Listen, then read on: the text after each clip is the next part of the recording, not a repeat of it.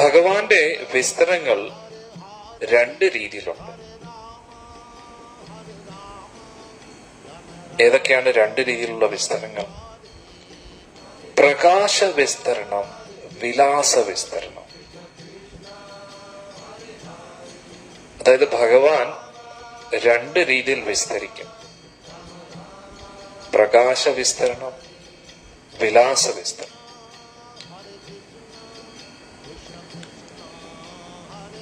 പ്രകാശ വിസ്തരണം എന്ന് പറഞ്ഞു കഴിഞ്ഞാൽ ഭഗവാനെ പോലെ ഇരിക്കുന്ന, ഒരു വ്യത്യാസം ഇല്ലാത്ത ഭഗവാനിൽ നിന്ന് വരുന്ന അടുത്ത രൂപം. അതായത് കൃഷ്ണനിൽ നിന്ന് അടുത്തൊരു കൃഷ്ണൻ വരുമ്പോൾ അതിനെ പ്രകാശ വിസ്തരണം എന്ന് പറയും. ഉദാഹരണത്തിനായിട്ട് ഭഗവാൻ രാസലീലയിൽ ഓരോ ഗോപികമാരുടെ ഒപ്പവും ഭഗവാൻ രാസലീല ആടി.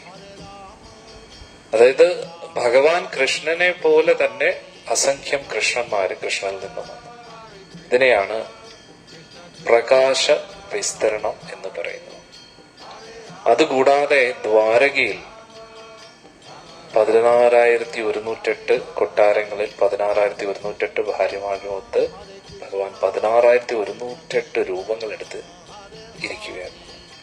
അതും പ്രകാശ വിസ്തരണമാണ്. അന്നേരം പ്രകാശ വിസ്തരണത്തിന്റെ പ്രത്യേകത എന്ന് പറഞ്ഞാൽ ഭഗവാനെ പോലെ ആയിരിക്കും രൂപം, കൃഷ്ണനെ പോലെ ഇരിക്കുന്ന കൃഷ്ണന്റെ രൂപം, ഒരു വ്യത്യാസവും കാണുന്നില്ല. അതിനെയാണ് പ്രകാശ വിസ്തരണം എന്ന് പറയുന്നത്.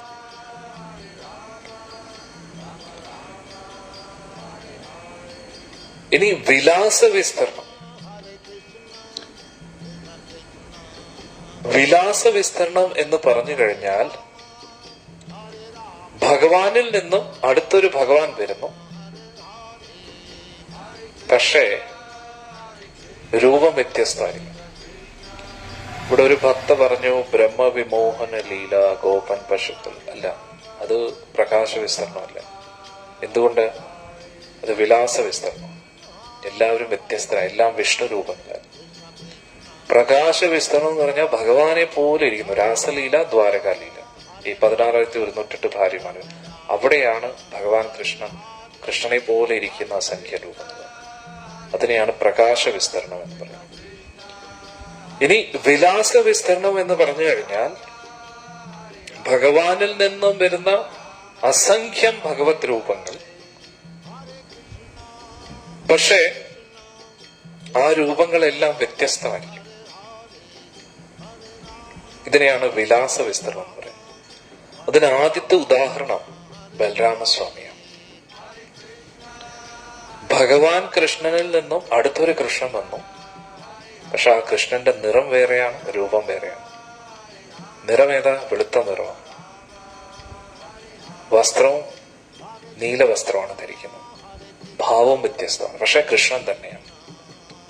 അതുകൊണ്ടാണ് ബലരാമസ്വാമി ഏത് വിസ്തരണമാണ്? വിലാസ വിസ്തരണം. ഇനി നാരായണ ലോകത്തിലിരിക്കുന്ന നാരായണൻ, അതും കൃഷ്ണനിൽ നിന്ന് വരുന്ന രൂപമാണ്, പക്ഷേ കൃഷ്ണന്റെ വിസ്തരണമാണ്. പക്ഷെ രൂപം എങ്ങനെയാ? 2 കൈയല്ല, 4 കൈയാണ്. ശംഖ് ചക്ര ഗദാപത്മത്തോടു കൂടിയിരിക്കുകയാണ്. അതേപോലെ അസംഖ്യം വൈകുണ്ഠ ലോകങ്ങളുണ്ട്, അവിടെയൊക്കെ ഭഗവാൻ ഇരിക്കുന്നുണ്ട്. അതുകൊണ്ട് പ്രകാശ വിസ്തരണം എന്ന് പറഞ്ഞു കഴിഞ്ഞാൽ ഭഗവാനെ പോലെയുള്ള രൂപം. വിലാസ വിസ്തരണം എന്ന് പറഞ്ഞാൽ ഭഗവാനിൽ നിന്ന് വ്യത്യസ്തമുള്ള രൂപം. ഓക്കെ. അന്നേരം പ്രകാശ വിസ്തരണത്തിൽ പഞ്ചതത്വയിൽ ഭഗവാൻ ആരാണ്? പ്രകാശ വിസ്തരണമല്ല, വിസ്തരണത്തിൽ നിത്യാനന്ദ പ്രഭു. അന്നേരം മഹാപ്രഭു ഭക്തനായിട്ട് ശ്രീവാസ് ഠാക്കൂർജിയിലൂടെ വന്നു.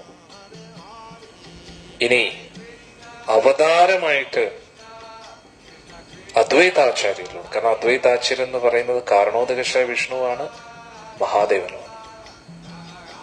ഇനി അതുകൂടാതെ വിസ്തരണമായിട്ട് വന്നു. വിസ്തരണങ്ങൾ രണ്ടുണ്ട്: പ്രകാശ വിസ്തരണം, വിലാസ വിസ്തരണം. പ്രകാശ വിസ്തരണം എന്ന് പറഞ്ഞാൽ ഭഗവാനെ പോലെ ഇരിക്കുന്ന ഭഗവാന്റെ രൂപം. വിലാസ വിസ്തരണം എന്ന് പറഞ്ഞാൽ ഭഗവാന്റെ രൂപം പക്ഷെ ഭഗവാനിൽ നിന്ന് വ്യത്യസ്തമായിട്ട് കാണപ്പെടാം. അതാരാണ്? ബലരാമസ്വാമി. അതുകൊണ്ട് ബലരാമസ്വാമിയാണ് നിത്യാന്തരവുമായിട്ട് വന്നിരിക്കുന്നത്. അതുകൊണ്ട് വിസ്തരണമായിട്ടും ഭഗവാൻ പരിഗണന.